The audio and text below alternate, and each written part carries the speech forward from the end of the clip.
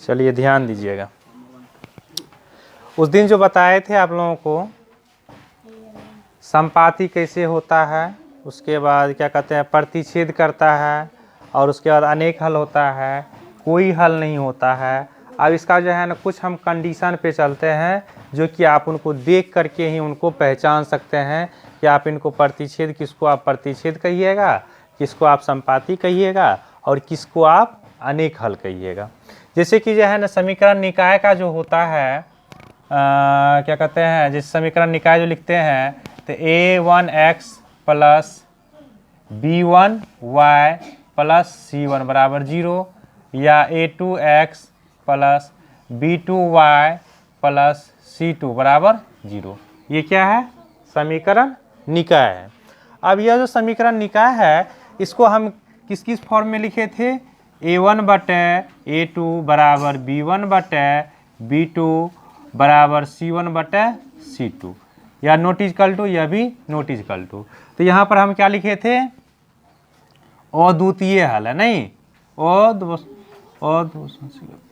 अद्वितीय हल है। अद्वितीय हल का मतलब क्या हुआ, इसका जो बनेगा समीकरण वह इस तरह का बनेगा, मतलब कहीं ना कहीं वह क्या होगा, किसी न किसी बिंदु को वह क्या करेगा, प्रतिच्छेद करेगा। प्रतिच्छेद जो करेगा तो वह एक ही बिंदु पर प्रतिच्छेद करेगा, अलग अलग बिंदु पर प्रतिच्छेद नहीं करेगा। जब भी करेगा जिसका जो भी समीकरण का अद्वितीय हल होगा वह एक बिंदु पर प्रतिच्छेद करेगा। उसके बाद होता है a1 बटे a2 बराबर b1 बटे b2 not equal to c1 बटे c2। इस तरह का जब समीकरण होता है तो वह क्या होता है, इनका कोई हल नहीं होता है, नहीं जी, कोई हल नहीं है। कोई हल क्यों नहीं है, क्योंकि जब इनका ग्राफ हम खींचेंगे ना तो यह ग्राफ जो होगा ना समांतर रेखा में होगा, ठीक है, एक दूसरे के समांतर में होगा। एक दूसरे के समांतर का मतलब हुआ क्या, वह कहीं भी कोई बिंदु को वह जो है ना टच नहीं करेगा, इसलिए इनका जब लिखते हैं ना तो इनका कोई हल नहीं होता है। उसके बाद आता है क्या कि a1 बटे a2 बराबर b1 बटे b2 बराबर c1 बटे c2, इसका क्या होता है, संपाती होता है, संपाती होता है। संपाती का मतलब क्या हुआ, एक ही रेखा पर दूसरा भी रेखा आकर के अवस्थित हो जाता है, तो इसीलिए इनको क्या बोलते हैं हम, अनेक हल। अनेक हल है, अनेक हल। अब यह रेखा से हम जो है इनको कन्फर्म करेंगे कि जो है ना किसका जो है ना अद्वितीय हल है, और कौन सा हम समांतर कहेंगे किसको, और किनको हम अनेक हल कहेंगे, हम यह रेखा से समझ लेंगे, ठीक है। अब जैसे हम ग्राफ खींचे, ग्राफ जब हम खींच रहे हैं तो ये जब क्रॉस कर गया, कहीं न कहीं एक बिंदु पर जब क्रॉस किया तो इसका मतलब क्या है, यह समीकरण का एक हल होगा। समीकरण का क्या होगा, एक हल होगा, एक से ज्यादा हल उनका नहीं होगा, क्योंकि वह एक बिंदु को कहीं ना कहीं क्या करेगा, काटेगा। तो वह समीकरण हो जाएगा अद्वितीय है, और उन्हीं को बोलते हैं क्या, एक बिंदु पर यह क्या करेगी, प्रतिच्छेद करेगी। अगर ग्राफीय विधि से हम हल करेंगे तो एक बिंदु को वह क्या करेगी, प्रतिच्छेद करेगी। उसके बाद कोई हल नहीं, हम तो बोल देते हैं कि इस समीकरण का कोई हल नहीं है, नहीं, हमको समीकरण दिया हुआ रहता है और हम बोल देते हैं समीकरण का कोई हल नहीं है। अब कोई हल नहीं है तो उसका कुछ ना कुछ तो रीजन होगा, तभी ना हम उनको कह रहे हैं कोई हल नहीं है। तो उनका रीजन यह है क्या कि जब आप उनका ग्राफ खींचिएगा ना तो दोनों रेखा जो होगा ना वो अलग अलग रेखा हो जाएगा।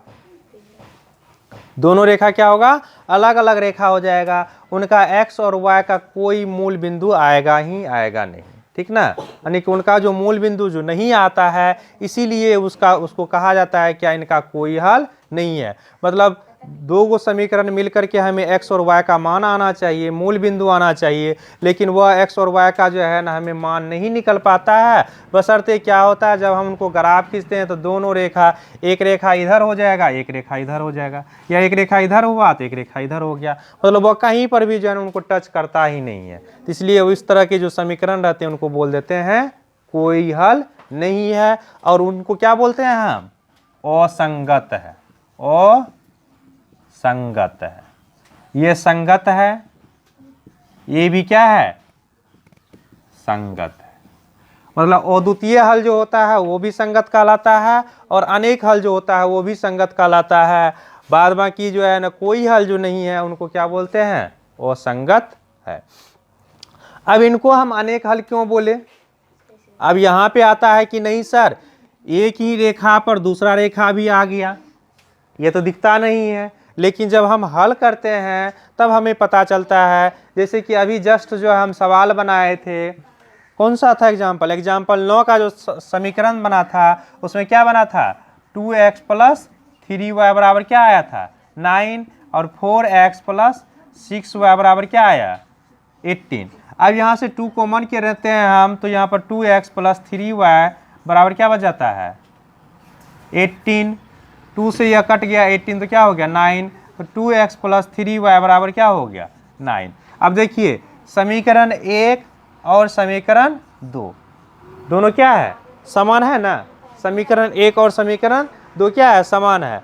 अब जब इसका जो है ना हम समीकरण 1 का मान समीकरण 2 में रखते हैं, या समीकरण 1 से जो है ना मान समीकरण 2 में रखे, या समीकरण 2 का मान समीकरण 1 में रखे, या तो x का मान रखते हैं या y का मान रखते हैं, तो वो क्या होता है, LHS और RHS दोनों क्या होता है, बराबर हो जाता है। LHS और RHS बराबर इसलिए हो जाता है क्योंकि यह समीकरण क्या है, एक ही समीकरण है, और एक ही समीकरण जब है तो इनका मान क्या होता है, अनेक हल होता है।